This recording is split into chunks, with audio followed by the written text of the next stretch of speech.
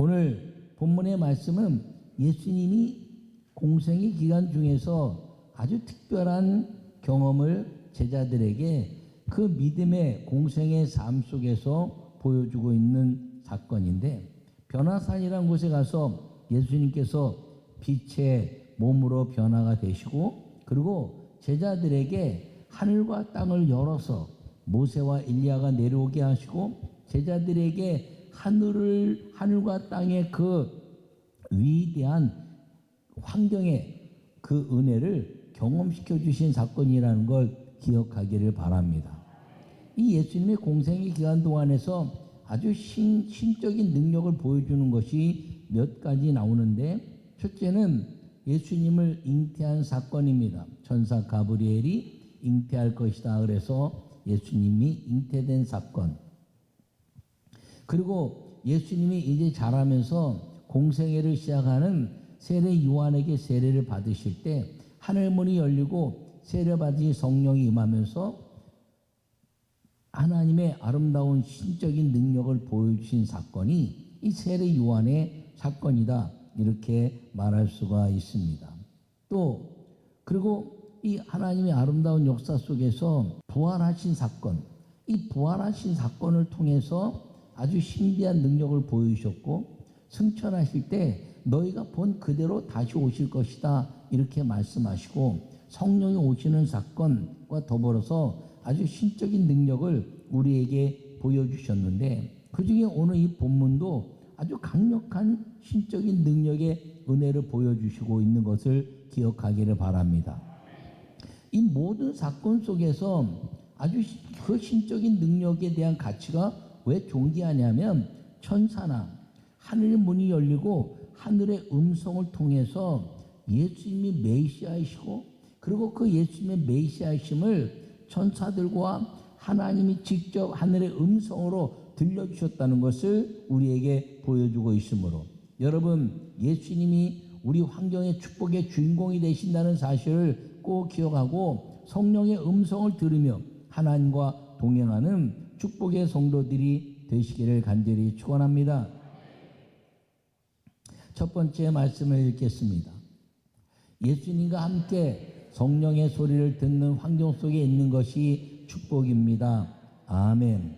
여러분, 5절에 보면 뭐라고 말씀하고 있냐면, 말할 때 호련히 빛난 구름이 그들을 덮으며 구름 속에서 소리가 나서 이르되, 이는 내 사랑하는 아들이요 내 기뻐하는 자니 너희는 그의 말을 들으라 하시는지라. 아멘. 여러분, 주님이 직접 말씀하신 것이 세례 요한에게 세례를 받으실 때 하늘에서 비둘기처럼 임하면서 내 사랑하는 자요 기뻐하는 자라 말씀하시고, 이 변화산에서 예수님이 그 제자들에게 말씀하고 그 놀라운 그 베드로가 하늘과 땅이 소통하는 그 역사를 통해서 초막셋을 짓겠다고 이야기한 것입니다.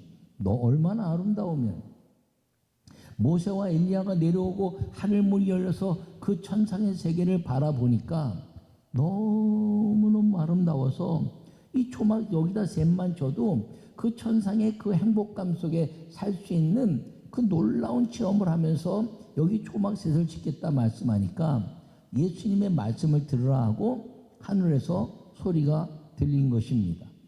예수님이 또 이제 겟세마네 동산에서 기도하시고 또 수많은 역사 속에 일하실 때 주님이 얘기하실 때 그 주님, 내 이 모든 걸 통해서 영광을 받으시옵소서 그랬더니 이미 영광을 받았다라고 주님이 화답하신 사건도 있습니다. 여러분, 이 성령의 소리를 듣는다는 것은 어떤 환경의 축복보다 가장 위대한 환경의 축복이라는 것을 꼭 기억하기를 바랍니다.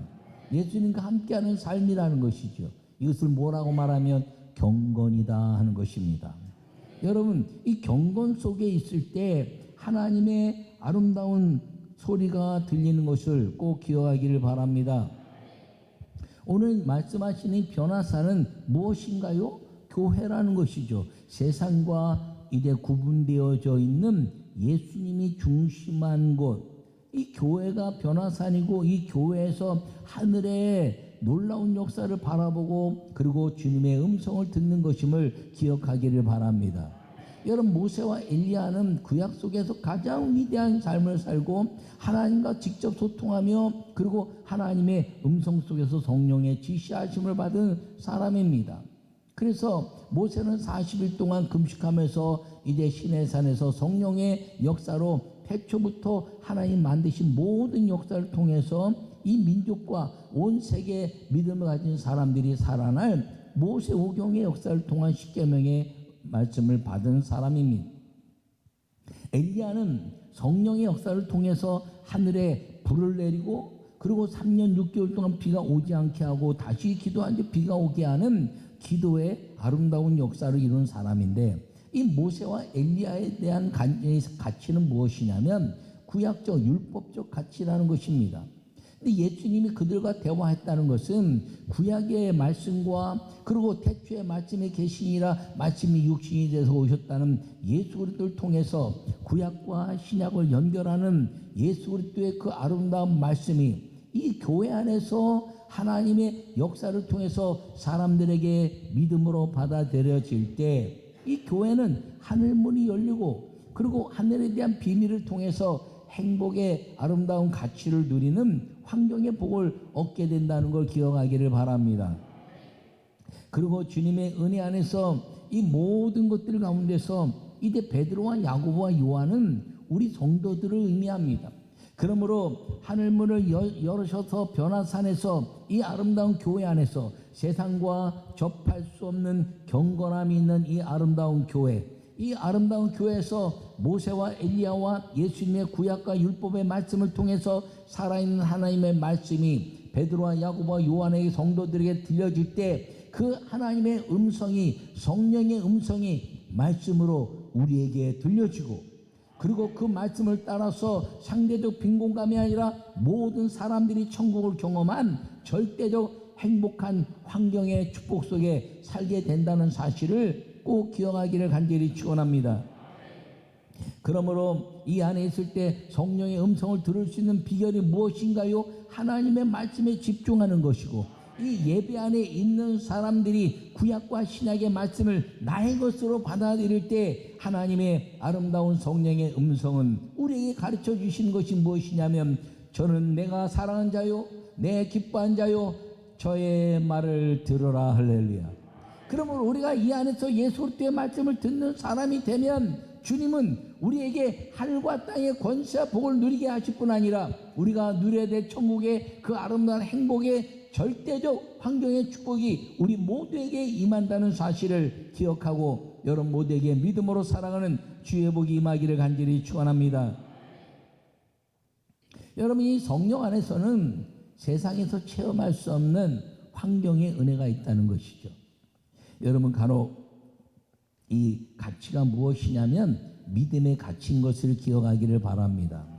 사람들이 간혹 그렇게 이야기해요. 여러분, 한 다리는 세상에 두고 한 다리는 이제 교회 안에 두고 사는 사람들이 되지 말라고 이렇게 이야기하죠. 그것은 무엇을 말하냐면 변화산 안에 온전히 들어와 있는 것이지, 베드로와 야고보와 요한은 저기 있고 그리고 이제 예수님 말씀에 따랐다가 안 따랐다 하는 것이 아니라 완전히 변화산 안에 교회 안에 들어왔으면 예수 그리스도의 은혜로 통해서 구약과 신약의 말씀을 마음에 받아들이고 그리고 그것을 아멘함으로 하나 성령의 음성을 말씀으로 들어서 그 말씀을 잘 실천함으로 말미암아 천상의 그 놀라운 축복, 놀라운 행복을 마음껏 누리고 사는 사람이 되라 하는 것임을 기억하기를 바랍니다. 여러분, 무엇인가 배우려고 할 때도요, 집중해서 그 안으로 뛰어들어야 그 무엇을 배우는 것이고요, 기술을 하더라도 뛰어들어야 그 기술을 얻을 수 있는 것입니다. 우리 윤기성 선교사가 싱가포르에 있다가 이제 싱가포르에 지금 가서 사역하는데 제가 갈 때 한 얘기가 있어요. 싱가포르에 가면 아무도 없다. 제가 한 선교지에 가는데 아무도 없어요. 나를 아는 사람도 없고. 그러니까 아는 사람이 없으니까 내 마음대로 살 수 있는 거예요. 내가 목사인지도 모르고. 근데 하나님이 내 앞에 계시니까 그 하나님이 계신 것처럼 살려니까 하루에 4번씩 예배드리고, 그리고 성경을 무지무지 읽는 데 집중하고, 그리고 기도하면서 철회할 수도 없고 새벽 기도할 수 있는 환경도 아니니까 매일 같이 철회하고, 그리고 기도하면서 하늘의 음성을 듣고, 그리고 주님의 아름다운 성령이 지시하시는 말씀을 깨닫고, 기도의 능력을 거기서 다져가면서 하나님의 역사를 이루는 준비하는 시간, 그리고 목회에 대한 시간이 됐으니까 아무도 없을 때 너가 하나님 앞에서 정직함으로 하늘의 음성을 듣는 사람이 될 수 있어야 목회에 아름다운 역사를 이룰 수 있다라고 제가 부탁한 일이 있습니다. 그것은 윤경 선교사가 갈 때도 마찬가지였어요. 우리 교회에서 자라온 아이들에게, 이제 목회자가 되는 사람들에게 하는 말들 중에 하나가 그것입니다. 집중하라. 그 안에 들어와서 변화산처럼 이 교회 안에 집중하고 구약과 신약의 말씀을 마음에 새기고, 그리고 그 말씀을 통해서 성령의 음성을 듣는 기도의 사람이 되면 환경의 아름다운 축복은 우리 안에서 마음껏 누리게 된다는 것을 이야기하는데, 이것은 주의 종들에 가는 것이 아니라 여러분들 모두에게 가는 것임을 꼭 기억하기를 바랍니다. 왜냐하면 우리가 갖는 이 교회 안에서는요, 세상의 물질 가지고 평가받는 거 아니에요. 공부 많이 한 거, 공부 못하고 그것 갖고 평가받지 않아요. 여러분 건강한 거 갖고 평가받지 않아요. 가문 갖고 평가받지 않아요. 이 안에는 믿음의 직분 가지고 평가받는 것임을 기억하기를 축원합니다. 그러므로 예수님과 함께 성령의 소리를 듣는 환경 속에 있는 것, 이 베드로와 야고보와 요한이 이 환경 속에 있을 때 하늘에서 성령의 소리가 들렸다는 것임을 꼭 기억하기를 축원합니다. 요새는 성령이 역사하지 않는 시대라고 말하기도 합니다. 성령이 말씀하지 않는 시대라고 말하기도 합니다. 그거는 잘못된 생각이에요. 그건 마귀의 생각이에요. 태초부터 지금까지 주님 말씀하셨고, 그리고 성령이 오신 이후 지금까지 여전히 주님은 살아계시고 주님은 말씀하시고, 그리고 그 말씀 못 들을까봐 심지어는 이 66권의 성경까지 주셨다는 걸 기억하기를 축원합니다. 여러분, 나는 여러분 모두가 이 직분에 관한 자부심을 가지고 사는 성도가 되기를 간절히 바랍니다. 두 번째 말씀을 읽겠습니다. 예수님이 메시아임을 선포하는 것이 환경의 복을 누리는 것입니다. 아멘. 오늘 12절에 보면 뭐라고 말씀하냐면, 내가 너에게 말하노니 엘리야가 이미 왔으되 사람들이 알지 못하고 임의로 대우하였도다. 인자도 이와 같이 그들에게 고난을 받으리라. 할렐루야. 여러분, 사람은 외모로 취합니다. 사람은 외모로 취하는 거예요. 아, 잘생겼다. 아, 이쁘다. 아, 공부 많이 했네. 돈 많으네. 사업하네. 회장이래. 가문이 어떻대. 이거에 따라서 사람을 평가합니다. 여러분, 근데 하나님은 사람을 외모로 평가하지 않는다는 걸 꼭 기억하기를 바랍니다. 하나님은 외모로 평가하는 것이 아니라 믿음으로 평가하는 것임을 꼭 기억하는 우리 모두가 되기를 바랍니다. 근데 사람들이 이 하나님 말씀하신 대로 세례 요한을 보내셨다는 거예요. 여러분, 이 세례 요한을 보내신다는 약속이 말라기 4장에서 내가 엘리야를 보낼 것이다 이렇게 말하고, 그가 와서 아버지와 모든 것들을 통해서 메시아의 오심을 선포할 것이다 라고 약속하셨습니다. 그러니까 그 모든 사람들이 엘리야를 기다렸는데, 그 엘리야를 기다렸는데 엘리야가 왔는데 허접해 보이거든요. 광야에서 가죽 옷을 입고 석청을 먹고, 그리고 독사의 자식들아 그러면서 막 악한 말을 하고 회개하라고 말하는데, 그 말하는 거 봐갖고는 저거 가지고 말입니다. 저 아주 뭐 선지자 맞아? 메시아 전에 보낸다는 엘리야가 맞아? 이렇게 이야기하면서 그를 없이 여기고, 그를 심지어는 헤롯은 목을 날려서 죽이기까지 했습니다. 외모로 판단했기 때문이죠. 예수님도 마찬가지라는 거죠. 예수님 메시아로 왔는데 말씀을 통해서 이제 그가 이제 여자의 후손으로 올 것이고, 그리고 유다의 자손으로 올 것이고, 그리고 이제 아름다운 목자의 삶을 살 것이고, 베들레헴에서 날 것이고, 그리고 부활할 것이고, 승천할 것이고, 성령 올 것이라고 이야기한 모든 것들 중에서, 그럼 적어도 여자의 후손으로 태어났는지, 아니면 목자로 살고 있는지, 아니면 유다 족속에 있는지, 그런 구약의 말씀을 잘 점검해서라도 오늘 이분이 메시아라고 선언해내야 할 사람들이 예수님을 메시아라고 말하지 않는 겁니다. 왕으로 오실 것이다. 왕으로 오신 메시아를 기다리는데 왕으로 오신 메시아가 아니라 구유에서 났대. 나사렛에 다니는데 나사렛에서 무슨 선왕이 나오겠냐? 어디에 나사렛에서 났다 그랬어요? 잉태하고 베들레헴에서 났는데 찾아보지도 않는 겁니다. 왜요? 외모 때문에. 12명의 제자들을 데리고 다니는데 그래도 세상에서 그럴듯한 인물이 하나도 없네. 어부들이고 그리고 셀이고 그리고 기껏 해봐야 랍비들이라고 그냥 나무 밑에도 이제 말씀 듣고 말입니다. 그리고 세례 요한을 따라다니던 제자들이었지. 그들이 세상에서 바울만한 사람 하나도 예수님의 12 제자 중에 없는 겁니다. 바리새인 중에 바리새인이요, 사두개인 중에 사두개인이요, 그리고 유대인 중에 유대인이나 말하고, 그리고 사내들의 공회원이나 아니면 가말리의 문화에 그 율법적 가치를 가지고 세상에 뭘 내놔도 학문적으로 가문적으로 부족함이 없는 그런 사람이라도 예수님이 제자 가운데 있어야 되는데 아무도 없는 거예요. 그러니까 예수님까지도 허접해 보는 거죠. 그가 기적을 행한다고 얘기하니까 보면 예전에 선지자도 기적 행했는데 뭐 메시아야? 눈먼 자가 눈을 떴다는 거예요. 죽은 자가 살아나고. 그랬더니 세례 요한의 제자들이 와서 당신이 메시아입니까? 라고 물으니까 세례 요한에게 가서 그렇게 얘기해놨더니 세례 요한이 그가 메시아다. 나는 이제 물로 세례 주나 내 뒤에 오시는 이는 성령으로 세례 주실 것인데 그분이 메시아라고 이야기해서 제자들, 세례 요한의 제자들을 통해서 이제 그 예수님의 제자가 되게 하는 모습을 보여주고 있는데 아무도 세상적인 가문이나 또 물질이나 그리고 어떤 사람에게 고개를 숙일 만한 권세를 가진 사람이 제자 중에 한 명도 없었다는 거죠. 외모로 보기에 허접해 보였다는 겁니다. 여러분, 그런데 그 외모로 보기에 허접한 그분이 메시아였다는 것을 꼭 기억하기를 바랍니다.